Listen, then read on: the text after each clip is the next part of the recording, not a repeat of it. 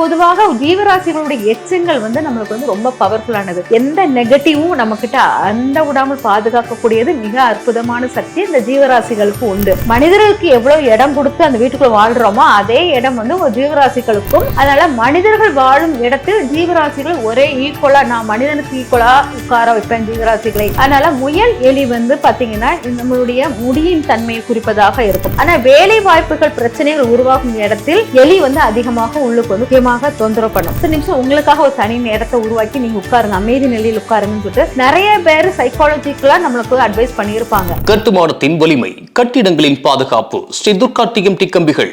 DVR garden signature living T Nagar இப்போ திருவள்ளூருக்கு வந்தாச்சு. Near DMart on new bypass road, Tiruvallur நகராட்சிக்குட்பட்டது. பிளாட் 20 லட்சம் முதல். கான்டாக்ட் 9955511814. பக்தி கஃபே நேயர்களுக்கு வணக்கம். இப்ப நம்ம ஒவ்வொருத்தரும் வீட்டுல மனிதர்களை நேசிக்கிற விட ஜீவராசிகள் நேசிப்பு அதிகமாயிடுச்சு. இப்ப மட்டுமா அப்படின்னா அந்த காலத்துல இருந்தே நம்ம ஜீவராசிகள் நேசிப்பு அதிகமா தான் இருந்தது. நிறைய அந்த காலத்துல நம்ம வாழும் வீட்டின் அளவு சின்னதாகவும் ஜீவராசிகள் வாழ்வதற்காக நம்ம நிறைய இடங்களை விட்டு கட்டியிருப்போம். இப்போ அப்படி இல்லை. இப்போ நம்ம வீடு நல்ல மனிதர்கள் வாழ்வதற்கு வீடு அதிகமா போட்டுட்டு ஜீவராசிகளுக்கு முக்கியத்துவம் கொடுக்கவே இல்லை. ஆனால் அந்த காலத்துல என்ன பண்ணுங்கன்னா குட்டி வீடா இருந்து சுத்தி தோட்டந்துறவுகள் மரங்கள் எல்லாம் வச்சு அந்த நிலையில் படுப்பதும், வெயில் காலத்தில் அங்க குளிர் காய்வது எல்லாமே அவ்வளவு பவர்ஃபுல்லான ஒரு நம்மளுடைய அட்மாஸ்பியரை கிரியேட் பண்ணிக்கிட்டே இருக்கும். அந்த சமயத்தில் நம்மளுக்கு வாஸ்து தோஷங்கள் வந்ததே கிடையாது. பொதுவாக ஜீவராசிகளுடைய எச்சங்கள் நம்மளுக்கு ரொம்ப பவர்ஃபுல்லானது. எந்த நெகட்டிவும் நம்ம கிட்ட அந்த விடாமல் பாதுகாக்கக்கூடியது மிக அற்புதமான சக்தி இந்த ஜீவராசிகளுக்கு உண்டு. அதனால அந்த காலத்துல நம்ம ஜீவராசிகளுக்கு அவ்வளவு நம்ம வீட்டை சுத்தி ஜீவராசிகளின் நடமாட்டத்தை அவ்வளவு உருவாக்கிட்டே இருந்தோம். ஆனா இப்போ என்னன்னா வீட்டின் அளவை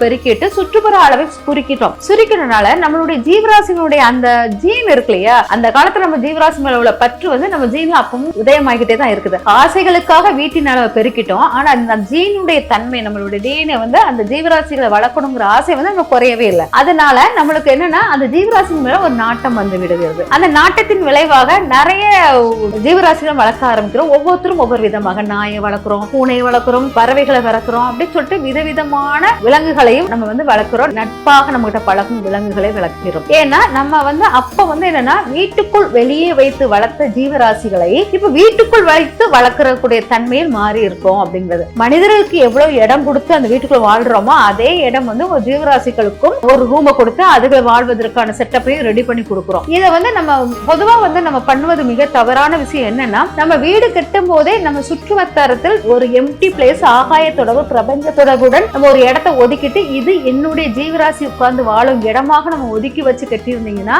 அதுக்கு முக்கியத்துவமான ஒரு இடம். மனிதர்களும் மிருகங்களும் ஒரே இடத்தில் ஒரே இதுல வாழ்வது மிக கடினமான ஒரு விஷயமானதாக இருக்கும். அதனால மனிதருடைய அட்மாஸ்பியரும் விலங்குகளுடைய அட்மாஸ்பியரும் வேற வேறமான தோற்றத்தை கொடுக்கக்கூடியது. அதனால மனிதர்கள் வாழும் இடத்தில் ஜீவராசிகள் ஒரே ஈக்குவலா, நான் மனிதனுக்கு ஈக்குவலா உட்கார வைப்பேன் ஜீவராசிகளை. அது மேல் அதீத பற்றினால் வரக்கூடியதாக நம்ம மாறுகிறது. அதனால அந்த தன்மை மாற்றணும் முதல்ல அப்படிங்கிறது என்னுடைய முக்கியமான வேண்டுகோளாக இருக்குது. சரி, இது அடுத்தால பாத்தீங்கன்னா இந்த ஜீவராசிகள் பாத்தீங்கன்னா நான் நிறைய ஜீவராசிகளை பத்தி பேசியிருப்போம். நாயை பத்தி பேசியிருக்கேன், பூனையை பத்தி பேசியிருப்போம், இந்த மாதிரி பறவைகளை பத்தி கூட ஓரளவு பேசியிருப்பேன். ஆனால் முக்கியமான ஜீவராசி இப்ப அதிகமாக நம்ம காணப்படுவது முயல். முயலும் எலியையும் வளர்க்கிற தன்மை இப்ப அதிகமாக இருக்குது அப்படிங்கிறது. முயல் பாத்தீங்கன்னா சடனா குட்டி போடுற தன்மை உண்டு. சீக்கிரம் அதோட இனப்பெருக்க காலம் அதிகமாக இருக்கும். அதே மாதிரி நிறைய குட்டிகளை போடக்கூடிய தன்மையாகும். எலியும் அதே மாதிரி தன்மையுடையதாக இருக்கிறது. முயலும் எலியும் கீழே பாதாளத்தில் தன் குழியை தோண்டி அதில் தன் வீடை தக்க வைத்துக் கொள்ளும், தன் வாழ்விடத்தை உருவாக்கி கொள்ளும் அப்படிங்கிறது இருக்கும். அப்போ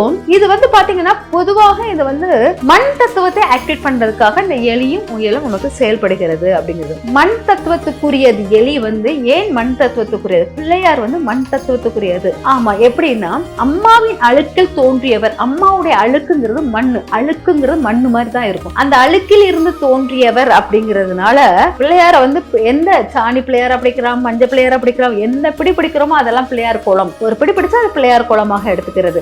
மண் தத்துவத்துக்குரியவர்ங்கிறதுனாலதான் நம்ம அவரை மண்ணில் எந்த இடத்திலும் வைக்கலாம். களிமண்ணை கூட நம்ம பிள்ளையாராக வடித்து அதை கரைச்சு விடுறோம். இந்த மாதிரி மண்ணை ஆக்டிவேட் பண்ணக்கூடிய முழுமையான தன்மை உடையது நம்முடைய பிள்ளையார். அது மட்டும் இல்லாமல் சிவபார்வதி மாம்பழத்துக்காக அவர் நிற்கும் போது சிவபார்வதி வளம் அந்த ஞான கனியை பெற்றார் அப்படிங்கிறதும் இருக்குது. அப்ப சிவபார்வதி உடல்ங்கிறது மண் தத்துவத்துக்குரியது. அந்த உடலில் தான் உலகமே சுழல்கிறது அப்படிங்கிற தன்மையை குறிக்கக்கூடியதுனால மண்ணை ஆக்டிவேட் பண்ணக்கூடிய முழுமையான தன்மையுடைய பிள்ளையாருடைய வாகனம் எலிக்கு இருக்கிறது. எலியினுடைய தன்மையும் முயலும் ஒரே இதுதான் கான்செப்ட்ல தான் வரும். இனப்பெருக்க காலங்கள் எல்லாமே ஒன்று போல இருக்கும் அப்படிங்கிறது முக்கியமானது. அதனால நீங்க மண் தத்துவத்துக்குரியது சொத்து சுகம் பொருள் சேர்க்கை வேணும் அப்படிங்கிறவங்க வந்து இந்த முயல் வளர்ப்பு எலி வளர்ப்பு வந்து மிகுந்த உங்களுக்கு ஒரு பலனை கொடுக்கக்கூடியதாக இருக்கும். இது வந்து கேது அம்சத்துக்குரியது. பிள்ளையார் வந்து கேது அம்சத்துக்குரியவர் அப்படிங்கிறதுனால இந்த முயலோ எலியும் கேது அம்சத்துக்குரியவராக இருக்குது. இந்த கேதுக்கு நேர் ஆப்போசிட்டா இருக்கிறது என்னன்னா ராகு அப்படிங்கிறது. இந்த ராகுடைய தன்மை வந்து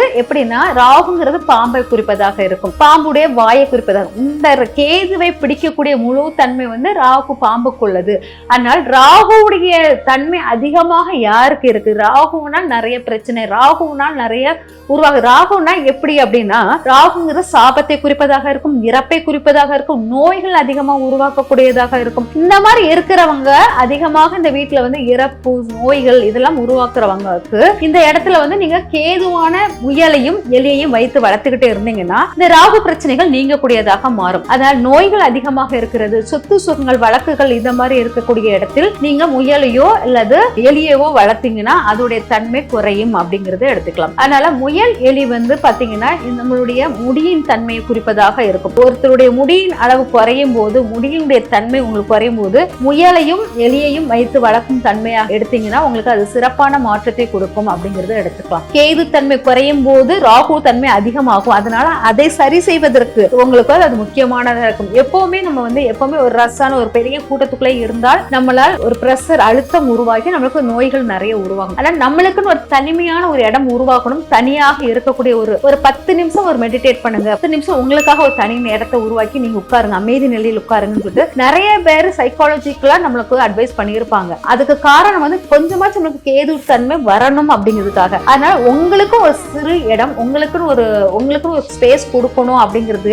கேது தான். அந்த தன்மையை உருவாக்கக்கூடியது இந்த முயலுக்கும் எலிக்கும் உண்டு அப்படிங்கிறது. அதனால முயல் எலி வளர்ப்பது மிக சிறந்த மாற்றத்தை கொடுக்கும் அப்படிங்கிறது முக்கியமான ஒன்றாக இருக்கிறது. இது மண் தத்துவம்ங்கிறது, மண்ணுங்கிறது நம்மளுக்கு ஆசைகளை உருவாக்கக்கூடியது, மண்மேல் வாழும் பற்றை உருவாக்கக்கூடியது, பொன்பொருள் சேர்க்கை எல்லாமே இந்த மண்ணில் இருந்தாதான் தேவைப்படும். அதனால இதெல்லாம் கொடுக்கக்கூடிய இந்த கேது ஆன முயலையும் எலியும் வளர்க்கும் போது உங்களுக்கு இதெல்லாம் ஆட்டோமேட்டிக்கா நடக்கும். எலிகள் வந்து பாத்தீங்கன்னா இரவு நேரத்தில் நடமாட்டம் அதிகமாக இருக்கும். எல்லா தூங்க பார்த்தா அந்த எலி நடமாட்டம். அதனால சனியினுடைய காரகத்துவங்களும் அதிகமாக பெற்றிருக்கும் அப்படிங்கறத எடுத்துக்கலாம். ஆனா வேலை வாய்ப்புகள் பிரச்சனைகள் உருவாகும் இடத்தில் எலி வந்து அதிகமாக உள்ளுக்கு வந்து முக்கியமாக தொந்தரவு பண்ணும். நீங்க வளர்ப்பு எலியாக இல்லாமல் சும்மா எலி வந்து சும்மா வீட்டுக்குள்ள வந்து பொருட்களை உணவுகளை எல்லாம் நம்மளுக்கு அசிங்கப்படுத்தி போயிடுச்சுன்னா கணவன் மனைவி பிரச்சனைகள் உருவாக போகுது, வீட்டில் யாருக்கோ ஹெல்த் இஷ்யூஸ் உருவாக போகுது, நெகட்டிவான அதிர்வு அலைகள் உருவாகுது அப்படிங்கறத தெரிஞ்சுக்கலாம். உடனே நீங்க என்னன்னா அந்த எலியுடைய தன்மை வந்து பிள்ளையார் அமைப்பாக இருப்பதனால் அதீதமான பக்தியும் பிள்ளையாருக்கு வந்து வேண்டுதல் வைக்கிறது, பிள்ளையாருக்கு போய் தேங்காய் உடைப்பது இந்த மாதிரி பண்ணும்போது உங்களுக்கு அந்த எலியினுடைய தன்மை குறைவா வாய்ப்புகள் இருக்கு. எலிகள் வீட்டுக்குள் அதிகமாக நடமாடுவதை குறைக்க வேண்டும் அப்படிங்கிறது முக்கியமானதாக இருக்கு. அதாவது நம்ம வீட்டில் வளர்க்கும் எலி இல்லாமல் காட்டு எலி மாதிரி வரும் எலிகள் நம்மளுக்கு பொருள் சேதத்தை உருவாக்கும் எலிகள், உணவு சேதத்தை உருவாக்கும் எலிகள், நம்மளுக்கு தீ வினைகளை உருவாக்கும் அப்படிங்கிறத எடுத்துக்கோங்க. ஆனால் எலிகள் வளர்ப்பு எலிகளால் உங்களுக்கு நன்மை தரும். ஆனால் நீங்க உங்க வீட்டை வந்து சேதப்படுத்தும் எலிகள் உங்களுக்கு கண்டிப்பாக தீய வினைகளை குறிப்பதாக இருக்கிறது, நெகட்டிவ் அதிர்வுகளை குறிப்பதாக இருக்கும் அப்படிங்கிறத தெரிஞ்சுக்கோங்க. அதனால் நம்ம வந்து இந்த மாதிரி நெகட்டிவ் அதிர்வுகளை கொடுக்கக்கூடிய எலிகளை வந்து நம்ம வீட்டுக்குள்ள வந்துச்சுனாலே பிள்ளையார் வழிபாடுக்கு முக்கியத்துவம். சங்கரா சதுர்த்தி அந்த சமயத்தில் ஹோமங்கள் வளர்ப்பதற்கு நெய்களை தானம் பண்ணுவது இதெல்லாம் பண்ணும்போது உங்களுக்கு அந்த எலியின் தொந்தரவு மாறும் அப்படிங்கிறது முக்கியமாக இருக்கும். இந்த எலியில நான் மருந்து வச்சு அடிச்சு வெளியே அனுப்பிடுறேன் அப்படின்னா கூட அந்த அதிர்வுகள் கண்டிப்பாக இருந்துகிட்டே இருக்கும். அதனால எலிகளை வருவதை தடுக்கணும் அப்படிங்கிறது முக்கியமானதாக இருக்கும். எலி வந்து உங்களுடைய பிள்ளையாரோட வாகனம் மட்டும் இல்லாமல் சொத்து சுக சேகரிப்புள்ளதும் அப்படிங்கிறதுனால பிள்ளையார் கோயில போய் எலிக்கு அந்த வாகனமா பிள்ளையாருக்கு ஆப்போசிட்ல இருக்கலையே அந்த எலிக்கு வந்து அருகம்புல் வச்சுட்டு அதுக்கு ஒரு மாலை வாங்கி போட்டு அதை வந்து நீங்க இது பண்ணிக்கிட்டே இருந்தீங்க பிள்ளையார வழிபாடு பண்றதை எலிக்கு அதெல்லாம் பண்ணிட்டு வரும்போது அதிலும் உங்களுக்கு மாற்றங்கள் கொடுக்கும். அதனால வளர்ப்பு பிராணிகளில் முக்கியத்துவம் வாய்ந்த எலி வந்து 2 விதமாக இருக்குது. பாசிட்டிவ் கொடுக்கிற எலியாவும் இருக்கு, நெகட்டிவ் கொடுக்கிற எலியாவும் இருக்குது. அதே முயல் வளர்ப்பு உங்க வாழ்க்கையில் மாற்றங்கள் நிறைய கொடுக்கும். அது உறவு பாலங்களை பின்னி படைக்கிறதுக்கு உதவியாகவும் இருக்கும். உறவுகள் உங்களோட சேர்ந்து இருப்பதற்கு உதவி பண்ணும் அப்படிங்கிறதும் முக்கியமானதாக இருக்கும். பொதுவாக இந்த எலியும் முயலும் எந்த திசையில் வளர்க்கலாம்னா தென்மேற்கு திசையில் வளர்ப்பது சிறந்ததாக இருக்கும். உருவாகும். வாழ்க்கையில் வந்து நிறைய ஜீவராசிகள் நமக்கு நிறைய பாசிட்டிவ் கொடுக்குது, எது நெகட்டிவ் கொடுக்குதுன்னு தெரிஞ்சு அதனால் வரும் நன்மைகளை புரிஞ்சு நம்ம வளர்த்தோம்னா ஜீவராசிகள் மேல காதல் உருவது மட்டும் இல்லாமல் நம்ம மேலும் நம்மளுக்கு ஆசைகள் உருவாகும், நம்ம இந்த உலகத்தில் வாழ எண்ணங்கள் உருவாகும். அதெல்லாம் நம்ம பயன்படுத்தி ஜீவராசிகளோட அன்புடன் பழக, நட்புடன் வாழ வாழ்த்துக்கிறேன். நன்றி, வணக்கம். இந்த வீடியோ உங்களுக்கு பிடிச்சிருந்தா லைக் பண்ணுங்க, ஷேர் பண்ணுங்க, கமெண்ட் பண்ணுங்க. மறக்காம பெல் பட்டனை கிளிக் பண்ணிட்டு பக்தி கஃபே தமிழ் சேனலை சப்ஸ்கிரைப் பண்ணிடுங்க.